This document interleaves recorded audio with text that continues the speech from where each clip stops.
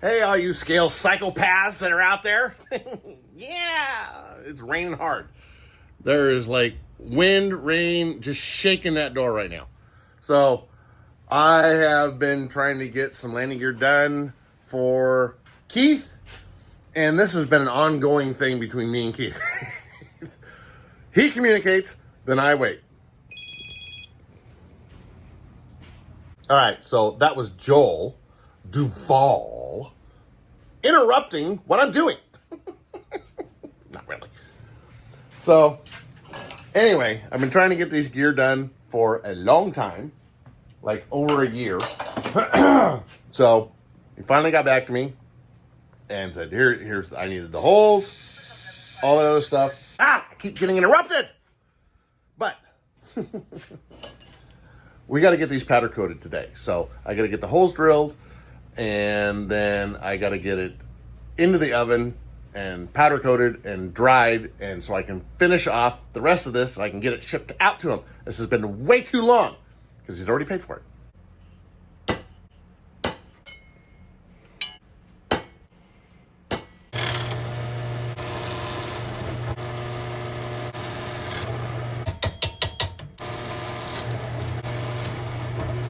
These, now I got my grinder,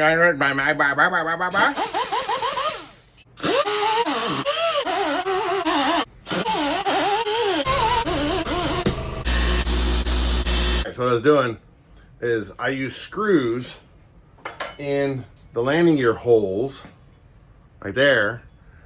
They go in like this, and then I put some safety wire up to the rack, and then I use that little pigtail to make the connection for the powder coat. It's got to all be electrically charged and all that cool stuff.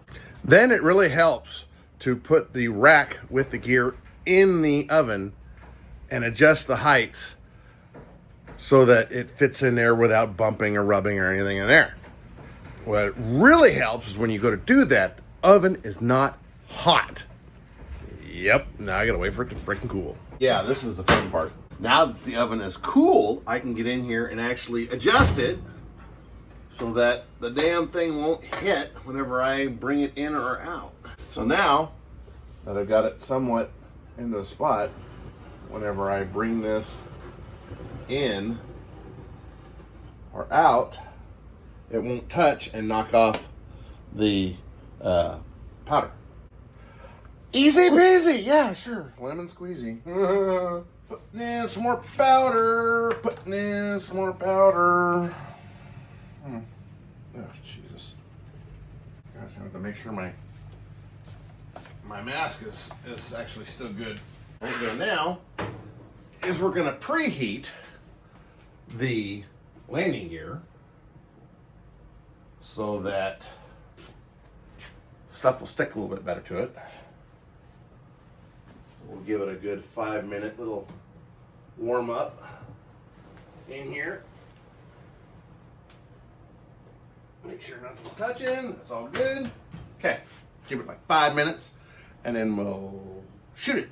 So it just kind of just blows some stuff, and I get shit on so that I don't suck this crap in. Pulled it out of the oven.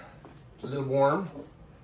I have the clip for the electrical connection.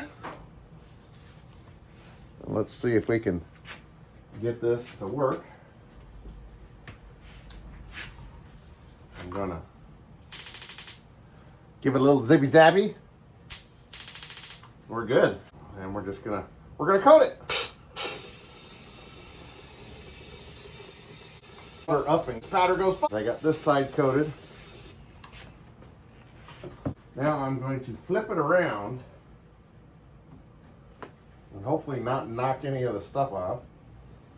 So I gotta lift it straight up. Not touch my arms with the hot fucking shit, because it's hot. And I'm gonna give it one more shot of stuff where it's not really doing. And you can see there's some hairs that are sticking out. So it helps to have it plugged onto the thing. Give it a good connection. See, that's why you test it. There we go. We got good connection.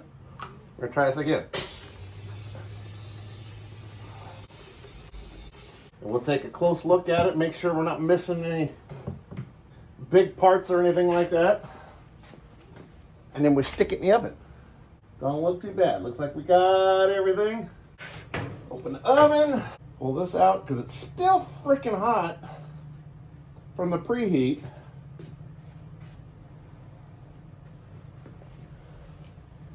Nice and gently so it doesn't rock or whack something as you're sliding it in.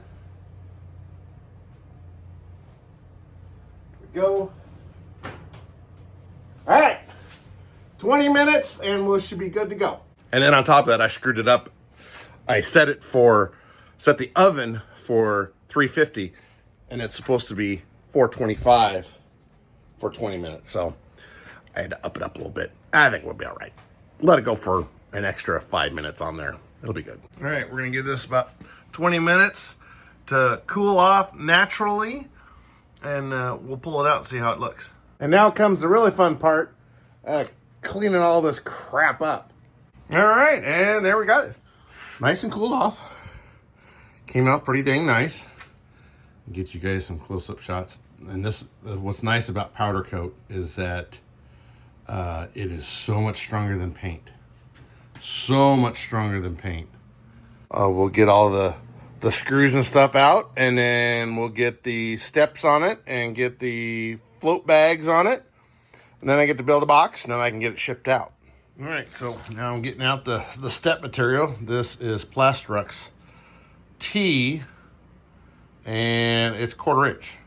So for this particular set of gear, which is a Jet Ranger, the steps kind of go from here right to the back here. Whereas like the Jet Ranger and the 407, or the Long Ranger and the 407, the steps actually come back this way. So fortunately, I'm able to cut that in half and get 2 steps out of it.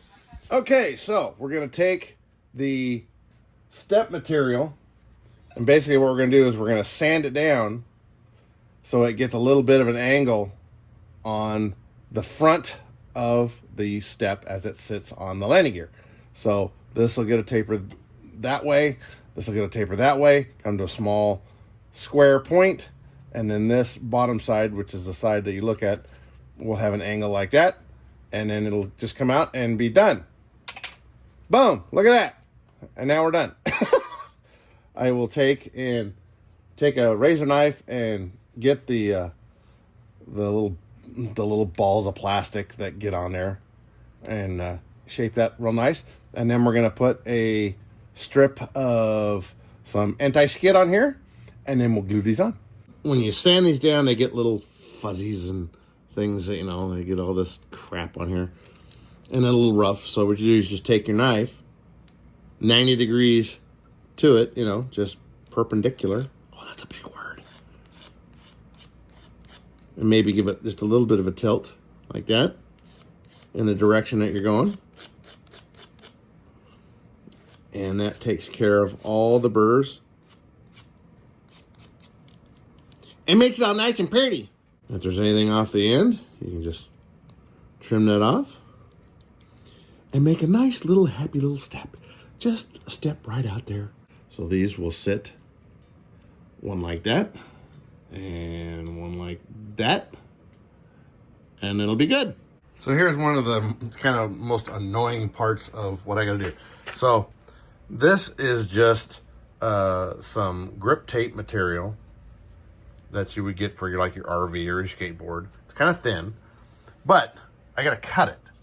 So what I gotta do is I mark out the width that I want, then I put down a big long ruler and then clamp it down. And if you don't get this just right, over time, the cut will curve this piece that is left over. And I'll show you in a second, because this one's really, instead of it being straight like it's supposed to. I just take a razor knife and just kind of gently score it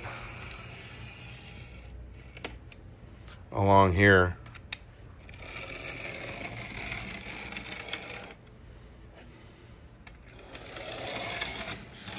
Now you'll be able to see how crooked this is after a while. So, see how crooked it is on one side compared to the other side? Yeah. it's a little crooked. Now, we just cut them to length, making a happy step just right here. Happy little step with happy little grip tape. Gotta get the backing paper off. Ah, come on, you bastard. Get off there. Start at one end. Go back and squish it down on there as good as you can. It's really good to rub this stuff because it'll just fuck up your finger. So there is the step. And then we have the ends that are a little sharp. So all I'll do is I'll take a razor knife and trim that little piece off. And then trim this little side off. And then the step is done. You're just trying to cut this edge off, but you don't really want to cut into the plastic step. So you got to be kind of careful.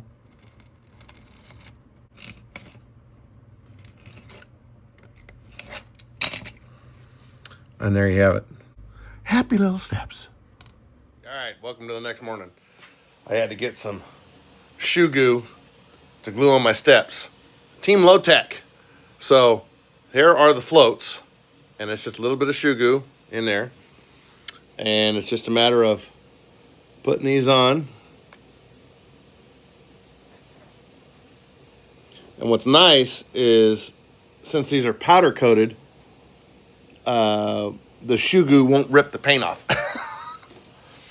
So there are the steps. Shoe goo them on too. A little bit of tape, hold them on. And I'll leave the tape and stuff on there in the boxing and all that kind of good stuff. So I got the box right there. I got to make. And I custom make the boxes with extra support so I can actually stand on them just like this.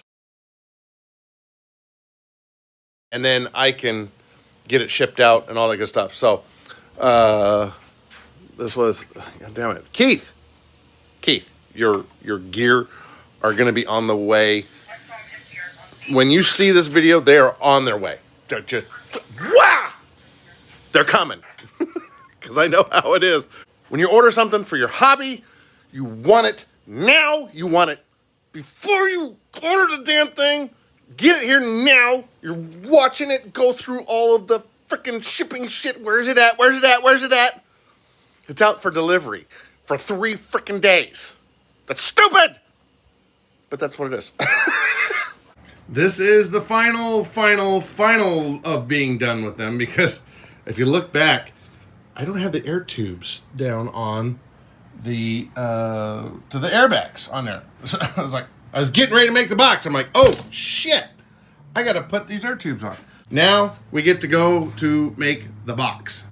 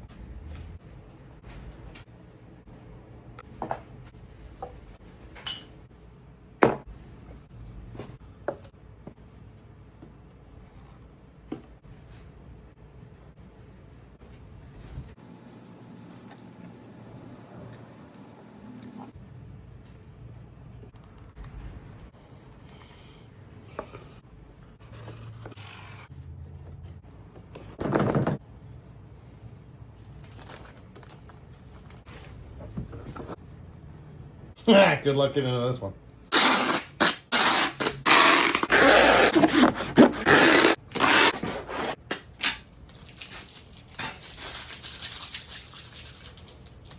To get it shipped out to you and all that kind of stuff. So you can finish your helicopter and you can get out and build something. I'd like to give this to you so that you can build something of yours.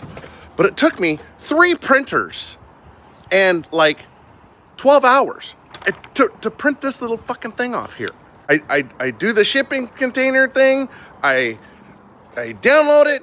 My printer goes, oh, I'm dead. You're never going to be able to use me again. I get my wife's printer out. Prints, a blank freaking page. Then I have to go next door to mom's and try to print it out. I have to wait for it to connect to Wi-Fi in order for it to see my phone. And then I have to freaking put ink in it. Could it be harder? Jesus. Keith, I'm just trying to get it to you, Keith. Ugh. Now I can get it out.